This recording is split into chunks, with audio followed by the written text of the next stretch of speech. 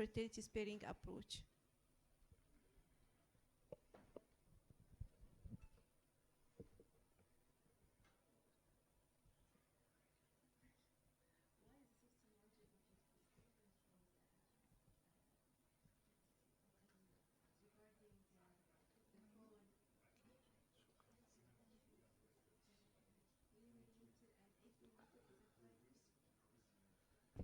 Bismillah ar-Rahman ar-Rahim. Thank you very much, organizing committee and the audiences and big boss and everybody staying that late to be with us for the last session for the first day of the 15th conference of the BGIICC. I'm going to talk about fertility preservation in ovarian cancer. These are the items that I hope that I'll be able to cover within the 20 minutes, and I have no undisclosed interests. The annual incidence of ovarian cancer in Egypt is similar to the incidence worldwide, which is 5 per 100,000. Also, we know that this is a disease of the normally the postmenopausal ladies, so the higher the age, the higher the incidence, and vice versa.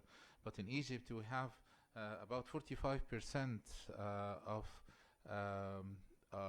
the ovarian cancer cases in the premenopausal age group, and this is due to the population characteristics of the Egyptian females, where propensity of them are younger in the younger age group.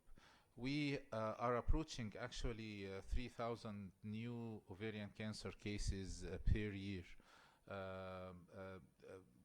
as per the last global cancer statistics, and the incidence is on the rise, and this is due to the lifestyle changes as well as the longevity of the patient.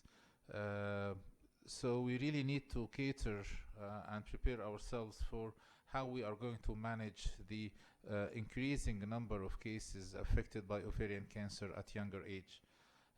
Ovarian cancer in Egypt is similar to the other or nearby countries, as we can see.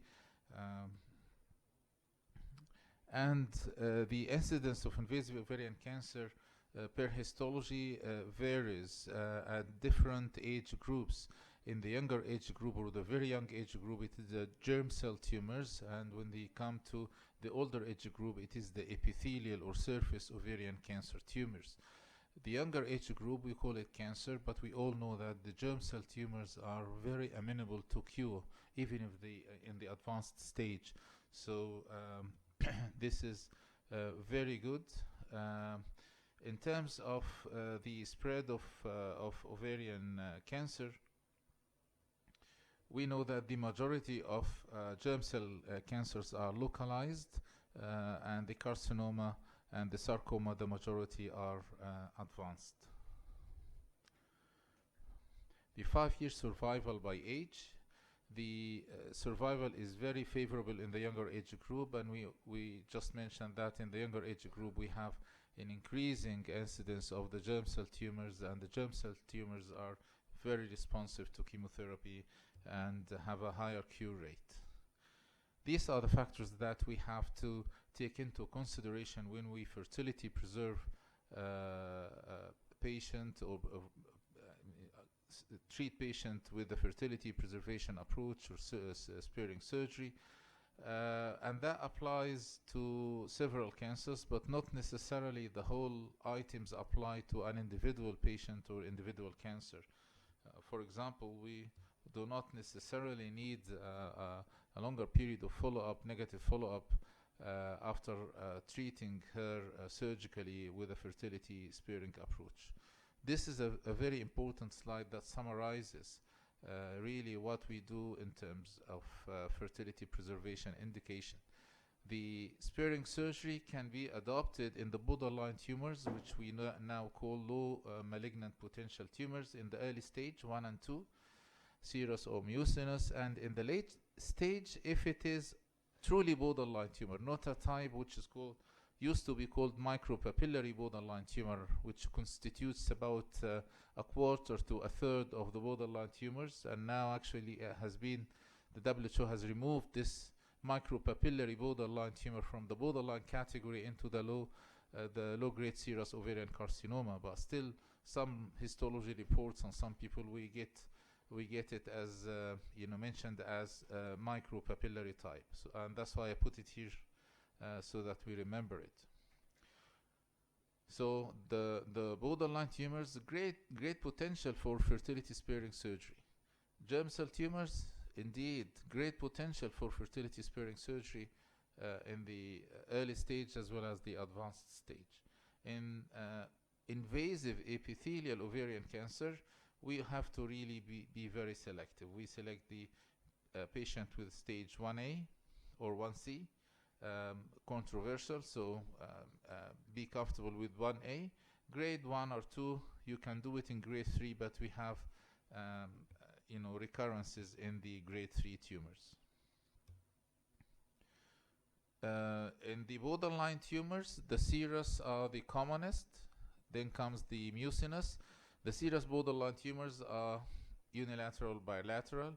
The typical serous borderline tumors is the majority. The micropapillary borderline tumor or serous borderline tumor, which is the low-grade serous carcinoma, is the less common type.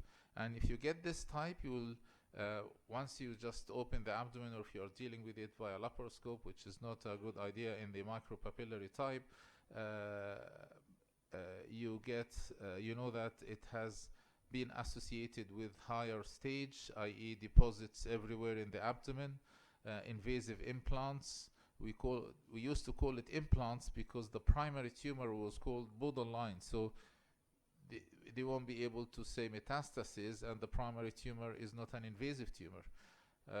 But now we call it low-grade serous carcinoma with invasive implants or metastasis. Also, it is an exophytic tumor, and it's usually bilateral, so the chance to save a healthy ovarian tissue is very minimal. The stage 1 borderline tumors have a very good survival rates, more than 95%. Stage 2 and 3 still very good survival rate, more than 85%. And that separates it from the invasive ovarian cancer, where we get in the stage survivals in the 60s for stage 2 and 3. Stage 2 and 3 with invasive implant, you get 60%, which is about the reverse of it, is 40% recurrence. And that's the recurrence rate for the low-grade serous ovarian carcinoma in these cases. To diagnose a case whilst you are operating, or be sure that you are dealing with a borderline tumor, now it's not necessarily that we use it in all cases, and because not all facilities will have a frozen section pathologist that is experienced in dealing with frozen section and ovarian tumors, because the tumor is bulky, where would you get the biopsy from? You can get a higher false negative rate, and also areas of necrosis and all this. But with the borderline tumors, about overall 92% agreement between the frozen section and the final histology, and 84% agreement in the diagnosis of borderline ovarian tumors. This is the study actually gathering the borderline tumors and invasive cancers together. So in terms of borderline tumors, about 84% agreement. So 20% no agreement between the frozen section. But the impact of that on surgery is very minimal or trivial. If I am going with the intention to perform fertility sparing approach because the pre-operative assessment of a patient is reassuring me as a surgeon that the look of the imaging, the disease is confined to one ovary, there's no other extra ovarian disease, the patient is well and she is young and she's fitting the purpose of fertility sparing surgery, the marker profile is somehow reassuring in terms of it is alluding to a primary ovarian disease, not other metastatic disease or anything, then we go for the fertility sparing surgery, even if it is cancer, because we just said that you can do fertility sparing surgery in the 1A ovarian cancer, which is affecting one ovary. So there's no need to go and do radical surgery and remove everything. And you do the staging as we will see. The problem with the underdiagnosing of borderline ovarian tumors as benign in about 18% of these cases. If you do that, if you do that at the frozen section, you will only remove that ovary or the cyst and go out. And if the final results came back as, okay, this is a borderline tumor, you should have removed the omentum, taken biopsies from the peritoneum and all this. So I do this, taking the omentum and taking biopsies from the peritoneum is not going to harm the patient. It's not going to increase the surgery as much, particularly with the use of the modern technology for vessel sealing devices and all this. So if I am planning to fertility spare the patient or do fertility sparing surgery, often I don't do frozen section. I do that. But the patient knows that even if everything looking normal to the naked eye, i.e. it looks on imaging and intraoperatively that it is an early stage disease or the disease only confined to an ovary, she has got about 15 to 20%, maybe 17% risk that there is a microscopic disease, either in the omentum or in the lymph nodes, if it is cancer, if the primary is cancer, okay? So I prepare the patient that we might need to go back either straight away, and this time we go back laparoscopically because we have removed the tumor bulk initially. So we go back laparoscopically and do the rest of the staging procedure. This paper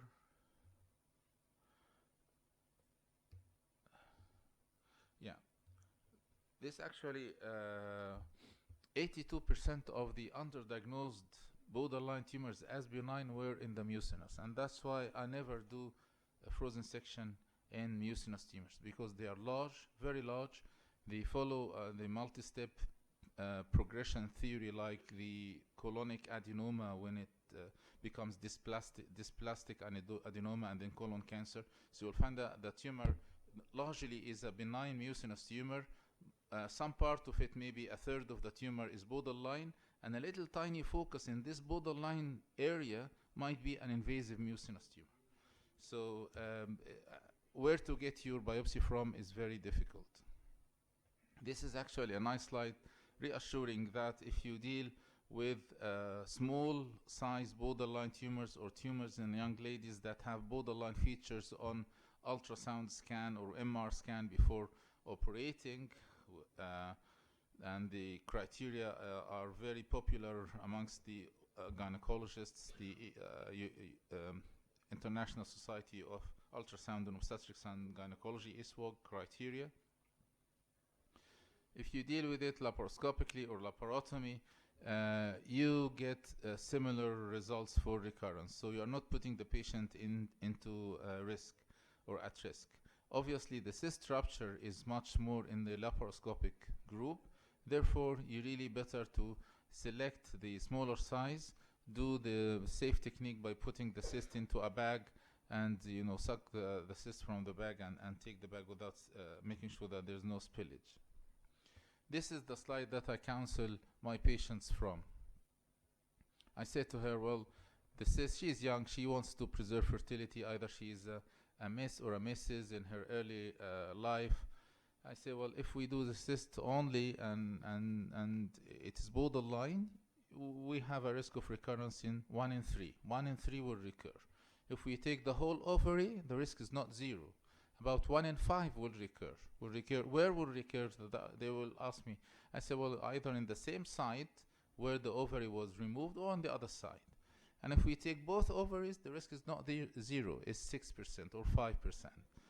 Where would it recur? In the pelvic peritoneum. So, and this is usually very good to tell the patient before you embark on this, because it's not good for them to build up unrealistic expectations, then blame you on any recurrence. But all recurrences from the typical borderline tumors, they were borderline tumors. That's on the contrary of recurrences from the old micropapillary serous borderline tumors, because usually they often recurred as truly invasive ovarian cancer, low grade. But now the micropapillary, as we mentioned, has been removed from the category of borderline tumors to the low grade serous carcinomas. The overall risk of recurrence in the low malignant potential tumors is the 16%. And let me go through the slides a little bit more quicker than this, but yeah, this is pooled data from several studies with the same results, reassuring that the recurrence is similar between laparotomy and laparoscopy. This is the advanced stage borderline tumor. This is dealing with the typical borderline. The non-invasive advanced stage means that the tumor has left the ovary and there are implants outside the ovary. If it is truly borderline tumor, not the micropapillary type, usually the implants are not invasive, which falls in this category, and the recurrence is 20 to 50%. Some patients will accept that, and some of them will say, no, I wouldn't accept this. I accept that I have no children, but I don't accept that I have 50% recurrence, and go through the dilemma of this. But if you have invasive implants, you are dealing with cancer that is not an early stage, then it is not really advisable to do fertility preserving surgery. All fertility procedures are allowed in the borderline tumors, okay? And pregnancy does not affect recurrence. And the tumor itself does not affect the pregnancy course. And the majority of them will respond well to induction or assisted reproduction.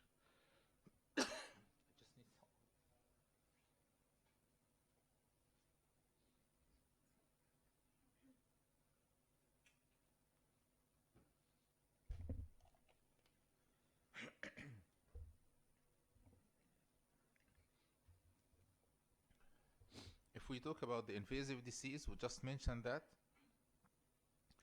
And the indications are stage 1A and grade 1 and 2.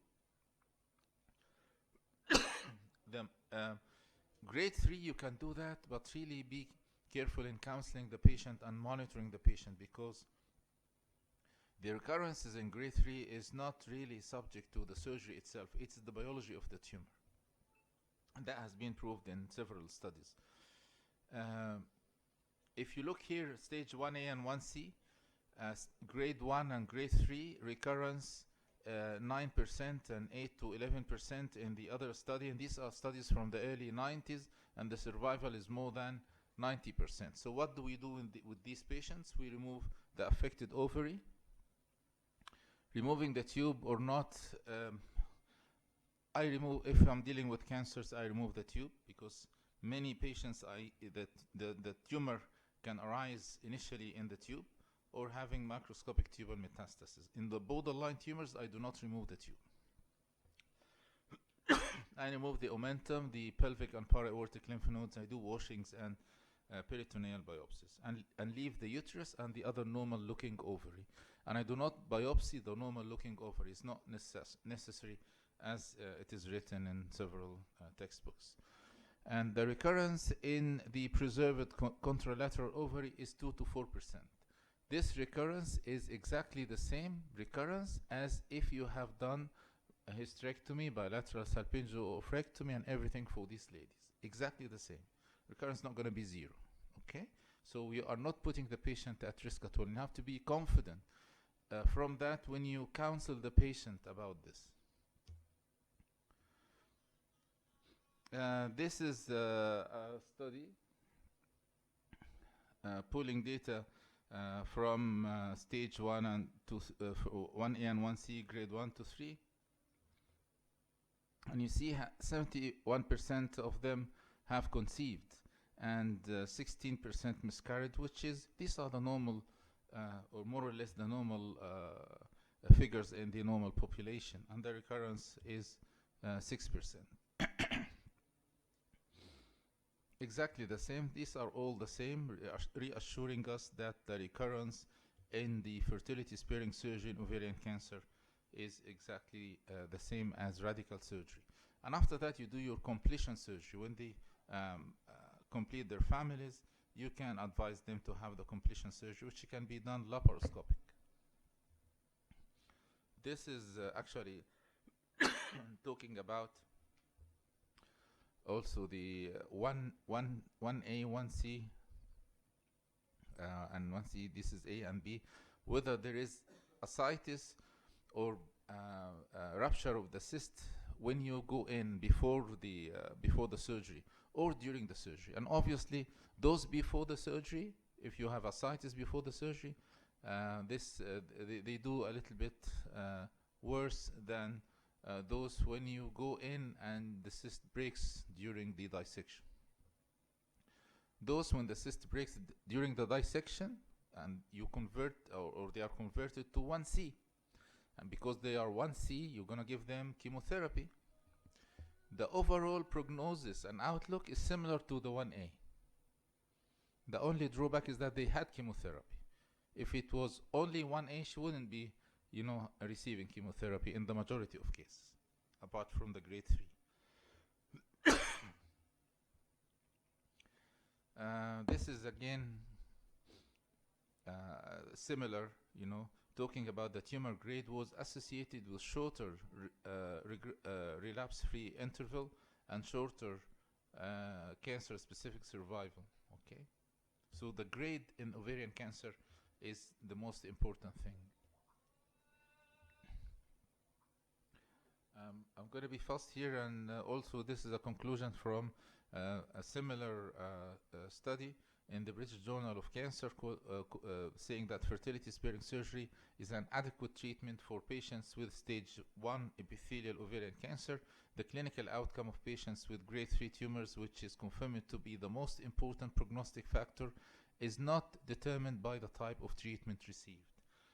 i.e., if she has had hysterectomy, bilateral salpingoophorectomy, lymphadenectomy, everything, she's going to get the similar figure of recurrence. Okay, so you have to be reassured that you're not putting her at harm, but tell the parents about this. More or less the same until we get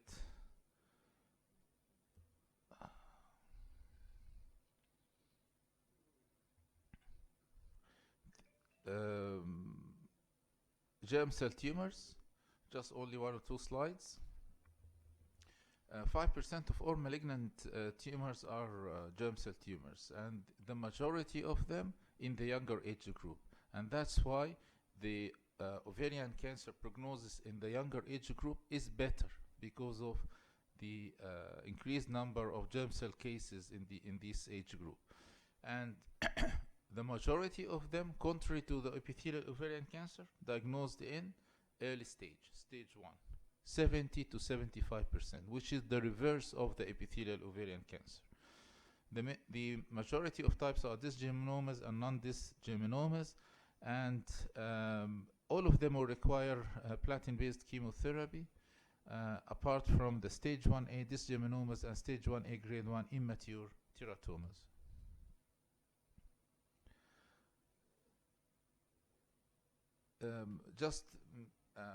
Maybe I will finish with this slide, and if you can see here, the slides for the epithelial ovarian cancer, we were talking about grade 1 to 3, but stage 1A or 1C, okay? But germ cell tumors, we are talking about fertility preservation in stage 1 to 3 and grade 1 to 3. Follow up more than 5 years. Overall survival, 90% to 100%. Okay. Pregnancy rate 80%. So we really need to differentiate these patients. Not every young patient with complex looking ovarian tumor and ascites and peritoneal or omentoperitoneal disease on imaging would need a hysterectomy. Do your germ cell markers, assess the patient, maybe do frozen section in this category because you can remove the most affected ovary and take a biopsy from the other one, or remove the tumor from the other one and remove as much as you can from the disease and leave the patient. I personally, about few months back, I operated on a lady. She was with stage 4 germ cell tumors with parenchymal liver metastasis.